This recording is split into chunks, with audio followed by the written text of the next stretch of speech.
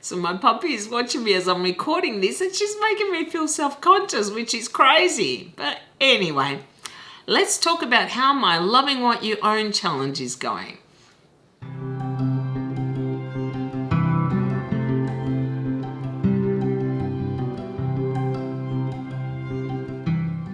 G'day my lovelies and welcome back to my channel. I'm Kathy and today I'm going to give you, I guess, a wrap up of my reading in February, where I basically just read books that I've owned for 10 years as part of my Loving What You Own challenge. This is a challenge where I'm only reading books that I've owned for at least 10 years, showing a bit of love to some of my older books that have been neglected or ignored for all this time. And this challenge will also continue during the month of March. But today I wanted to talk about how my experience has been so far. I have read 8 books. I have not DNF'd any, but then I very rarely do. And I have to say, it has been a mixed bag. There have been some things I've really liked, but nothing that really stood out that made me feel like, wow, I should have read this years ago. I have wondered as I've been reading these books whether a part of me kind of guessed that whilst I might enjoy these books, they're not going to be things that blow me away, because nothing has so far. Perhaps I just haven't come across something yet that really appeals to me. I don't know. But I've read a mix of things. Sorry, my puppy wants some attention. Yeah, I normally lock her out when I record because she makes it impossible to do the videos. But yeah, she's a bit tired, so I'm hoping she'll fall asleep. Now, the book that I was really looking forward to, because I'd heard such good things about it, was the #1 Ladies Detective Agency by Alexander McCall Smith. And I was disappointed. Yeah, that's a good description. I was expecting great things about it. I didn't love it. It is about a lady, I think in her 30s, who opens up the first ever ladies detective agency in Botswana.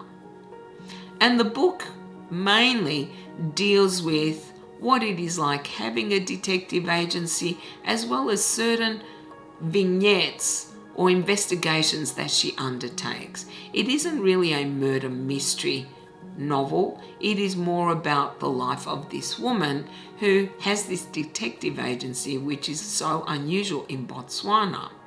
There was some description of living in Botswana for a woman, a black woman, which I kind of found a little incongruous, given that the author is actually a middle-aged, very well educated white man. I don't think he even lived in Botswana. So as I was reading the book, I was wondering just how accurate his description of life in Botswana was. I got a glimpse as to how women are treated there, for example, but it just touched on some issues like, say, abuse.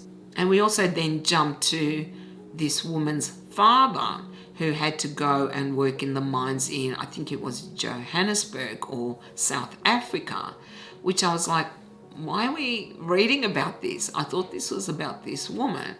So it kind of felt a little all over the place, and I never felt like there was anything really of substance in this book. It just felt like a very sketchily drawn example of a woman's life in Botswana. It didn't really give me a true glimpse, I think, of what it would be like to be a woman, a black woman, living in Botswana. And I'm not sure how to feel about a white man, a privileged white man, talking about the life of a black woman in Africa. And let me be clear, it's not that I'm saying a white man cannot write about a black woman.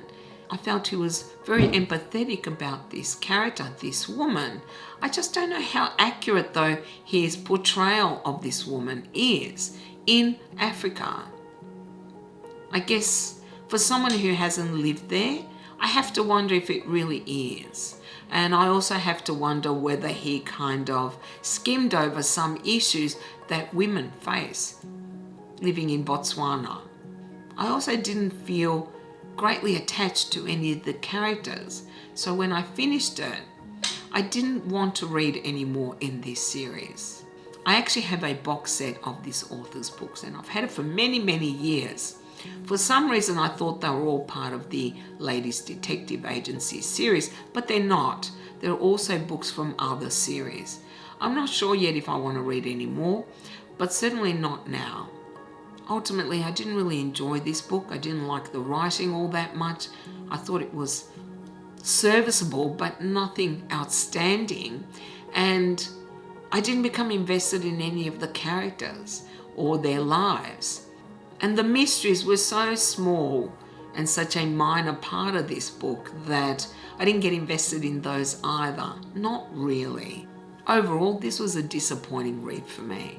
I think I gave it a 5 out of 10. Next, I read 4 of the Lemony Snicket books. I've had them for years, a very long time. I think I started buying a few of them when the original film came out with Jim Carrey. And I have 7. I don't know why I never completed this series. And I have thoroughly enjoyed them. They're short and they are funny. They have very black humor actually, but they're also quite sad at times. In addition, they can be a little bit repetitive, though when I read the last one, it seemed to have changed gears, which I think was needed. It's about these 3 orphans, the Baudelaires, whose parents are killed and are shuffled from one guardian to another. Their first guardian is Count Olaf, who is determined to get their fortune.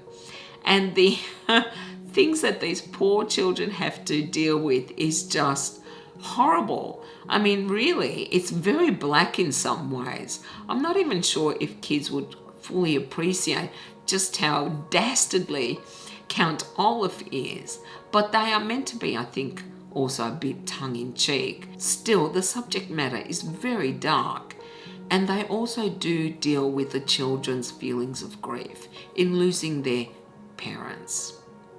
I really enjoyed these, but they are definitely geared to a young audience, and I'm just not sure if these are something that I would reread in the future. But they are adorable little books. I've been debating whether to buy the rest, since I'm thinking I might gift these. Perhaps I will, and then gift the lot to one of my nieces or nephews. But they are definitely very fun to read, very quick reads. I think I read 1.5 in one evening because they're not very long. Part of me wants to finish this series because I'm hoping that there will be some happy ending at the end, but who knows? Still, I only have 3 more that I have owned for 10 years, so don't be surprised if I read those during the month of March. The next book I read was a science fiction that I've owned for at least 20 years, and that is Rendezvous with Rama by Arthur C. Clarke. I think this is considered a classic, so I'm also going to consider it my classic for the month of February. This book takes place in the future where we have colonized, I believe it is Mars, the Moon, and I think Mercury as well, when this unnatural sphere appears in the skies, and it is heading towards our sun. Humanity sends a ship to intercept the sphere, see if they can board it, find out who is actually on this sphere, who made this sphere. And the book is basically an exploration of this sphere, which they named Rama. I actually really liked this because it dealt with how human nature would deal with a first contact, whether it's technology or a species. It dealt with the politics involved. It also dealt with the wonder in actually finding something that is so alien to us, because this sphere is very alien. Most of the book dealt with the inside of the sphere, and that's all I really want to say on that. Whilst there are some characters, like I like the commander, we don't get to really know a lot of the characters. They are very superficially drawn in some ways, which I think is sufficient for this book, because really this is an exploration of what it would be like if we did encounter an alien species or artifact. And that's what I really liked about it. I also liked the ending. And I was debating whether to read the second book, Rama 2, as I owned that as well. But I read some criticisms online that it isn't worth reading the second book. So I haven't decided if I will or not. But I really like the first one anyway. I do find some of Clarke's writing, because I've now read 2 of his books, I find it a little drier than Asimov. I liked Asimov better for some reason, though I think Clarke deals more with kind of major philosophical questions regarding space and our world and our perceptions, I think. That's my feeling at this point, but I've only read 2. I could be wrong. As for a score, Rendezvous with Rama, I would give a 6.5 to 7. Next was the book or series of books which has been nagging me to read for a very long time because it was very visible on my bookshelves, and that is the Crossroads trilogy by Kate Elliott. I actually have her Crown of Stars series, which I have read several times and I really liked, which is why I bought this series. But it's been sitting there for such a long time that I thought I have to read it one day. And I've read the first book, Spirit Gate. Now, I do like Kate Elliott's writing style, but in Spirit Gate, the first book in the series, she spent far too much time describing irrelevant things. I like world building. I like descriptive prose that gives me an idea of what this world that I'm reading about is like.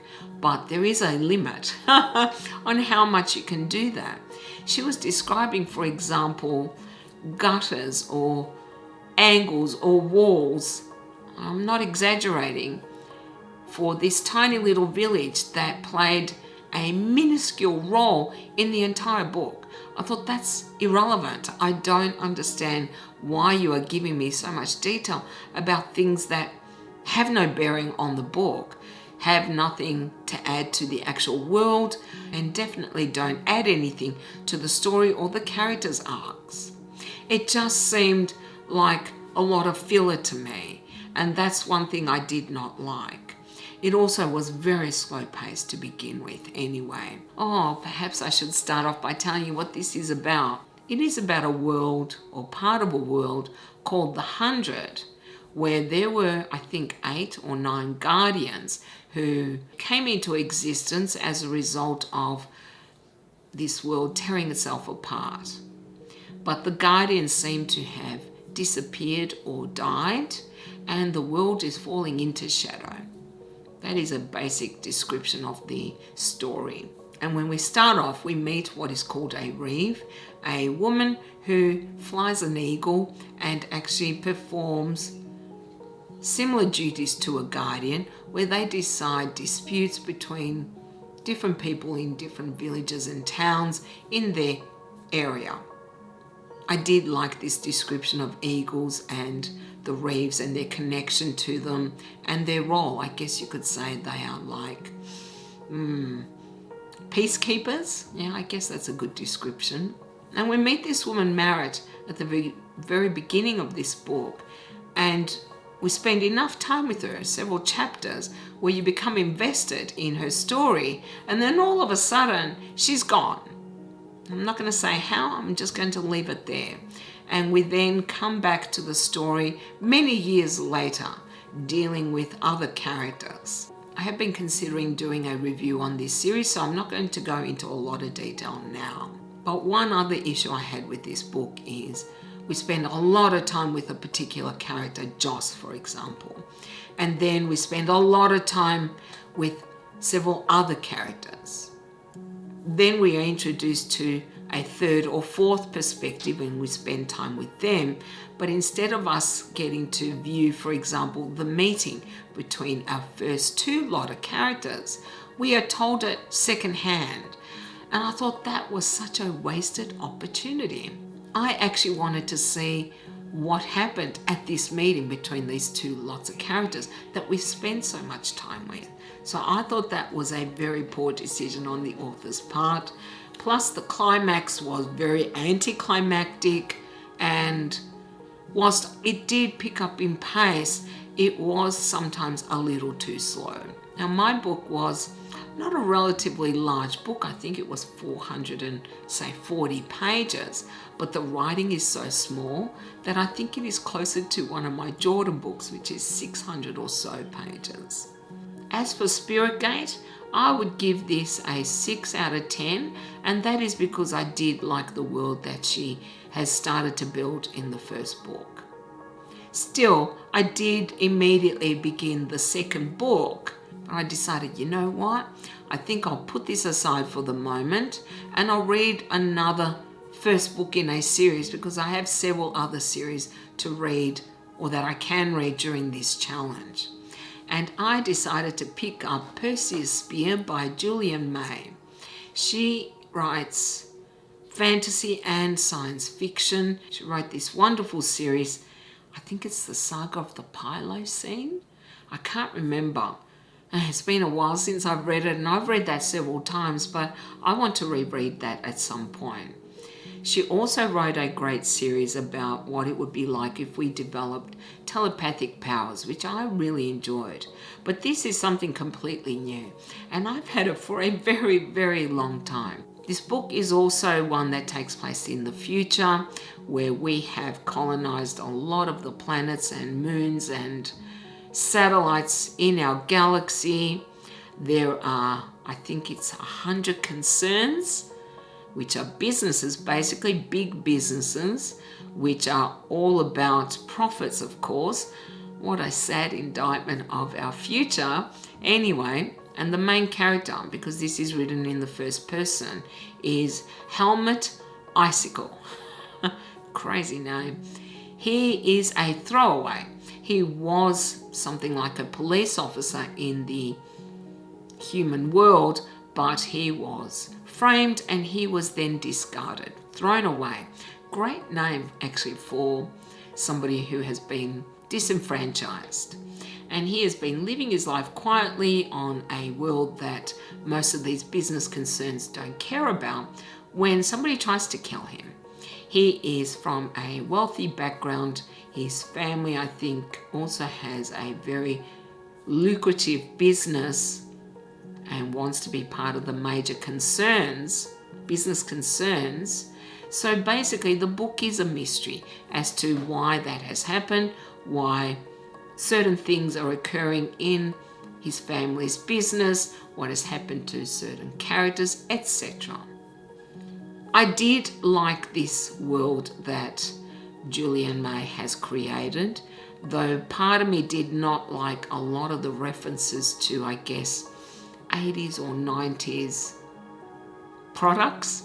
It seemed like, would we really have or care about something like a Zippo in the very distant future? I just don't think so. I'm sure that there were some things that I missed, but I just didn't feel that that was really necessary, and it would have made the book much more interesting if she had invented things that people were utilizing, buying, wearing, etc.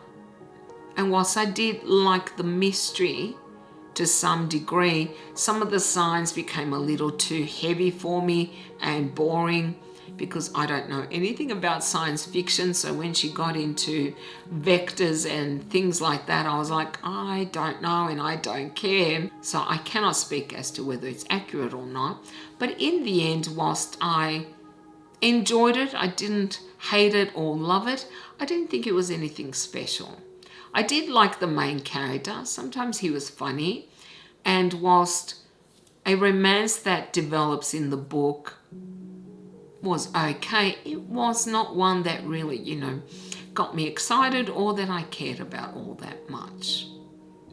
Ultimately, this felt more like a book about big businesses fighting it out rather than a science fiction speculative, I guess, about our future. That didn't appeal to me so much. I really don't care about all these economic concerns, though perhaps I'm being unfair. Perhaps this is just, or was, Julian May's fear that our future would still be an obsession with money, with making money. Maybe I'm an idealist. Yeah, I know I am. And that's why I love the Star Trek so much, because I want to live in that society and definitely not the one that Julian May has created. It was an average read for me. It wasn't a great read. And for a score, I would give it a 5.5. I was considering starting the second book in the series before I went back to Crossroads, but I thought I just don't want to read all about this science stuff that I'm not interested in. So I'm taking a break from that as well. And I'm currently reading book 2 in the Crossroads series by Kate Elliott. Most likely I will finish this. I don't like leaving series in the middle, or I'll alternate between this one and the Julian May one, or if I get bored I might read something else entirely. But this has been a very productive challenge for me. Not just productive, also illuminating.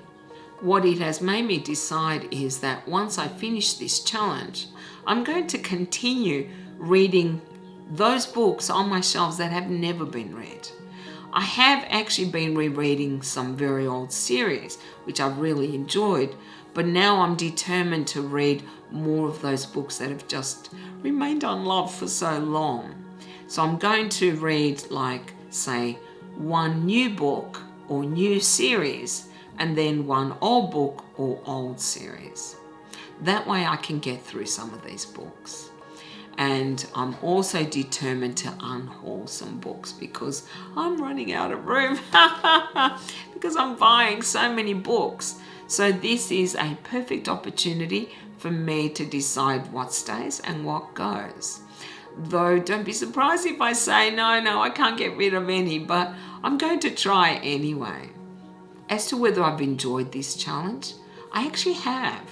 Though I have to confess, part of me is chafing at not being able to read whatever I want to read. But it doesn't matter. This was something that I've committed to, and I'm very glad I have. This has been extremely useful for me. And also, it makes me feel good. Yeah, I don't know if you guys feel the same way, those of you who are doing the challenge with me. Do you feel better? Because I feel so much better knowing I'm getting through some of these books that have remained on my shelves for such a long time. And whilst I cannot say I've had any book blow me away, I have enjoyed all of the books I've read to different degrees. Yeah. Now, of course, I want to hear how you are finding the Loving What You Own challenge if you've decided to do it. Are you hating it, loving it? Are you sticking to it? Because I'm definitely going to stick with it until the end of March. And you can let me know down in the comments, and you can contact me on Instagram. I will, of course, also do another video in April wrapping up March and the challenge itself, and whether I've decided it's worth doing again in the future, because at the moment I think I do want to do this again. Maybe not this year, maybe next year, but at some point anyway. Well, that is all I have for you guys today. I really do hope you enjoyed this video, and if you did, then you can do the usual. You can like, comment and subscribe if you haven't already, as it helps my channel to grow. I hope you all have a beautiful day, and I'll see you next time. Bye!